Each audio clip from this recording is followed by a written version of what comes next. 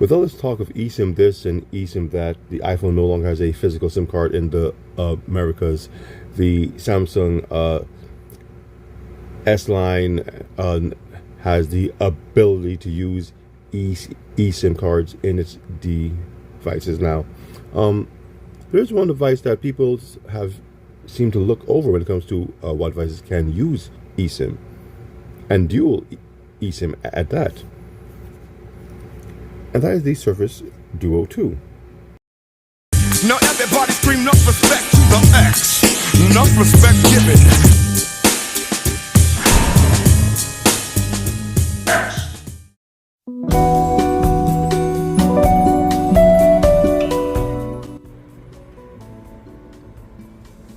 Now, as you guys know, I've been using the Dual line since they first came out 2, 3, 4 years ago now.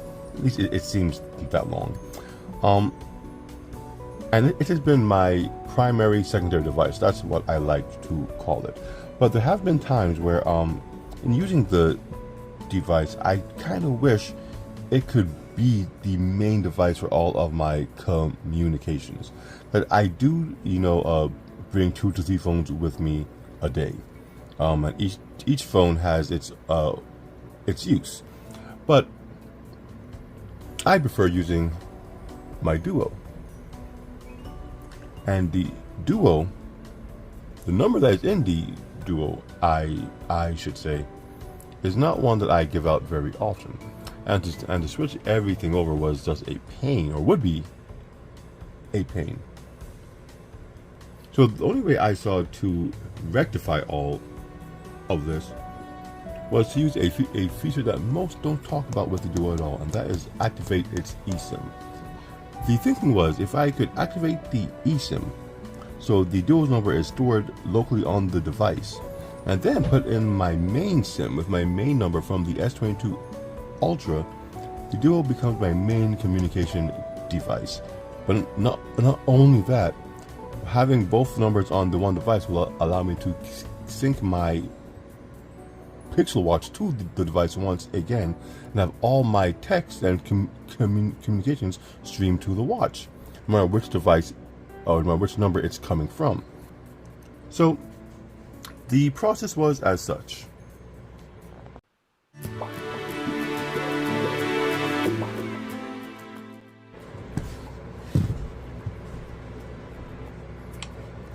First thing that I did when it came to trying to get the eSIM activated on the Duo was go into the settings here. I went here and I had read, once you go into network and internet, you go to Sims, and one of these would not have been turned off. Now, at the time, downloaded SIM was blank. So I pressed this, and it took me to a page where it allowed me to connect to the network so that it could download the SIM information of the phone number I want to put on the device. Now, I did all that and it kept giving me an error. So I called T-Mobile. Now, the guy at T-Mobile thought he was being helpful, and he asked for a certain information. He had asked for the IMEI. Now, in case you weren't aware, you are able to get your IMEI and some other information on your device by going to your dial keys here and pressing *#06#, and it pops up. These are blurred. I don't want you guys to know my IMEI number and all that. I'm sure someone out there can do something malicious with this info. I don't know how. I don't know why, but yeah. But this is what I was told that they would need, the IMEI. Now, I gave him this information, and he still was unable to activate the eSIM on the device. And he had the audacity to tell me, "Oh, you have a Microsoft Duo. We don't activate eSIMs on that device. We only do iPhones." Now this right there told me that this guy needs much more training than he has, because yes, you do iPhone, but you also do every device that Samsung has, and you also do Duos and other devices as well, as it states in on their very T-Mobile page. So I went to Reddit, of course, and they had a few good things to say, and one of them did mention the EID, that they were supposed to have asked for the EID, because that's what you need to activate the eSIM on the device. So someone else had suggested it's better if you go to a T-Mobile store, where they can have the device in hand and they can troubleshoot what needs to be troubleshot, if anything, and they should be able to have the issue squared away right away. So I took the Duo to the T-Mobile store, and sure enough, the EID was required, and in about 15 minutes, this guy had my eSIM up and going. I threw in my physical card in there for the secondary number, and everything worked right.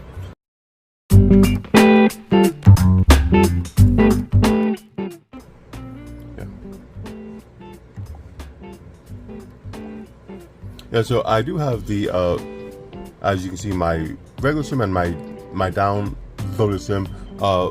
The signal strength up top is good on both the eSIM and the regular SIM.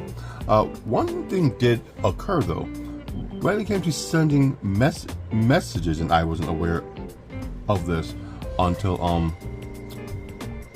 this happened. When you go to send messages, I was curious exactly how do you specify which number you want to send from. And here it was, a nice little feature that I would have never known about if I didn't use one of these. You see this symbol here? It says 1 or 2. Well, no, the 1 is the physical SIM card. 2 is the digital SIM card. All you do is you press on that, and you can select which number you actually want to use. Now, for a lot of people, I just use number 1, and because I don't have to go through that with every single text that I send, you are able to go into these things and set, and if I go here, what you want to be the default.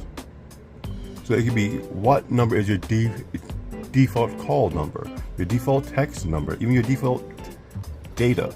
In case one of your SIMs have unlimited data and the other one does not, you select that as your default. But if that is the same one that you don't want people to call as much, or when you call out, you don't want that to be the number that calls out, you select call or text as your default call or text phone number, and the phone will work just like that. Now, when I go to text someone, my physical SIM is the number that goes out most of the time. But the data is from my secondary SIM, because the physical SIM doesn't have unlimited data when the secondary SIM does. So the phone uses both of these things in tandem for a optimal use case with dual SIMs, and I really like the way that works. Now, I don't know if all devices do this. I have heard that with some, you have to use one or the other. You can't have one for data and the other one for call and text. It's, it's one or the other. You can choose to send in a text from the other by selecting it when doing your text message, but by default, it's the same one for all of them.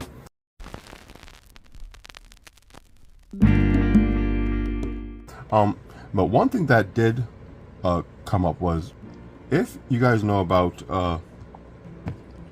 what Google has done with their text messaging, you do have RCS enabled on this device, Rich Communication Services, and this pretty much makes all Android devices be able to communicate with each other the way iMessage on iPhone does. Now, what happened is I lost my ability to use RCS because of the dual SIMs, and I had to go online and figure out why. And they had said that you have to default everything to the same SIM card to get that back. So I did, and sure enough, RCS came back. But then I went back in and I changed the call and the SMS back to the physical card. I left the data on the digital card as it was before, and maybe at once I had the RCS on, it decided to stay, because no longer do I have them all defaulted to one card. I have them split between the two, and the RCS is still available. So it is, you know, something to look into if you decide to go this route. I'm not the biggest fan of eSIM, but I do see how it can be useful. Like in my case, my Duo is now the device that gets all of my communications, regardless of what other device I might have. So again, wish this could be my main device, simply because it just does everything one better than most devices do. But until they can fix the bugs, it can't be. But as my secondary, as my tablet, as my go-to device when my main device just can't be used at that time, this is a wonderful route to go to. And now with the watch synced to it, all of my messages will go through here. I'll get them all on the watch, and I can choose whether I want to respond from this device or from my iPhone or from my S22 Ultra. It doesn't matter what device I have, because everything will come through here first. And it's, like I said, up to me how I want to, or what I want to respond from.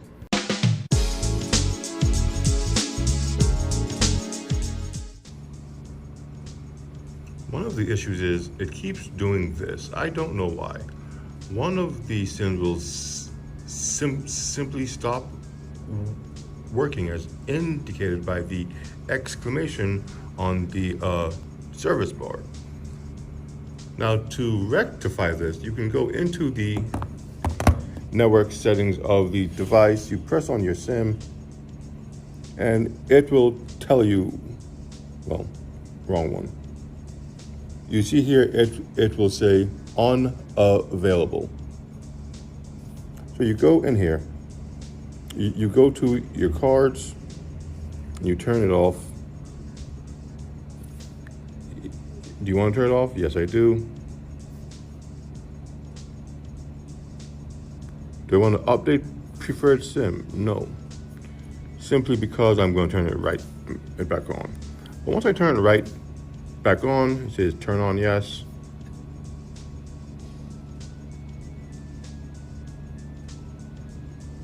We are right back to having bar again. So I don't know what's the cause of that. I don't know if it's a Surface Duo 2 thing, or if that's just how dual SIMs work on T-Mobile devices. But it's an issue, because you really don't know when the SIM is going to knock out, and you might miss calls or text because wherever it's coming to, that number simply won't go through. So today, I actually went all in with this dual SIM on my Surface Duo. I actually left my main phone at home. Didn't mean to, but sure enough, when I went in my bag for it, it wasn't there. So there's no backup for the Duo in case one of these SIMs decides to stop working out. And that was my fear, because it didn't always work at first. But today it's been great. Phone is at home, safe and sound, and the Duo has been doing dual duty as both of my lines. So now that I have dual SIMs in my Duo, you might be wondering why I even bother with a second device. The reason is very simple, and something I've stated many times before. the Duo just can't hang. I've been using the Duo exclusively since I got out of bed this morning, and a few hours in, it's now 1:25. My day started at 6:30. It has, let's take a quick look here. It has 10%. I still have another 8 hours to go. So I'm about to plug this guy in for the next half of the day. But yeah, that should tell you all you need to know.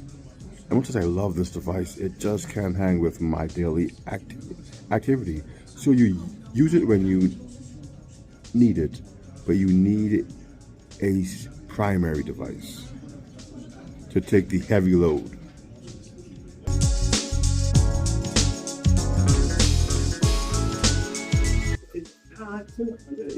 So, dual simming the Duo has been an experience. I like it. I like it. You know, I know that this can be done with other devices. You know, all the devices have eSIMs and dual sims and such. But dual simming a device that has dual screens, named the Duo, just, you know, seems a natural fit for it. So, just the fact that I have my main number now, or at least a copy of my main number, and my secondary number, both on my Duo, and now I'm able to literally use any other device, regardless of the number I have attached to it, because the Duo is going to receive all the main messages and calls regardless. It's really happy. It's something I should have done a long time ago instead of carrying 3 devices with me, you know, and especially with the whole watch aspect, watch only being able to get calls or messages from a singular number. Now that I have the dual SIMs, the watch gets it from the 2 main numbers, and it works great. So, again, dual simming the Duo is just a natural fit for it. I'm happy that I decided to do it. You know, I did think about it for a while, and it's just working even better than I thought it would. I mean, once it worked out its own kinks, I don't know what it had to. Like I said before, there were times where things just weren't coming. I don't know what happened in the background to get things to work, you know, as they do now, but everything is working smooth now. All calls coming through, all texts coming through, all messages from the device coming through. I have little to no complaints. With that said, my name is Andrew, the Neon X, and still enjoying the Duo after how many years? This is what I'm into.